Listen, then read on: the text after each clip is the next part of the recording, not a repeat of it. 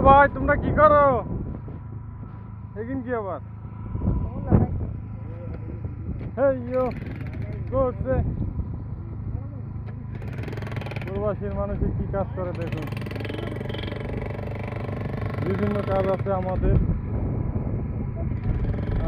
আমার কাজ এইটা তাদের কাজ এইটা দু জায়গা কিছু আমদ আছে মোটামোটা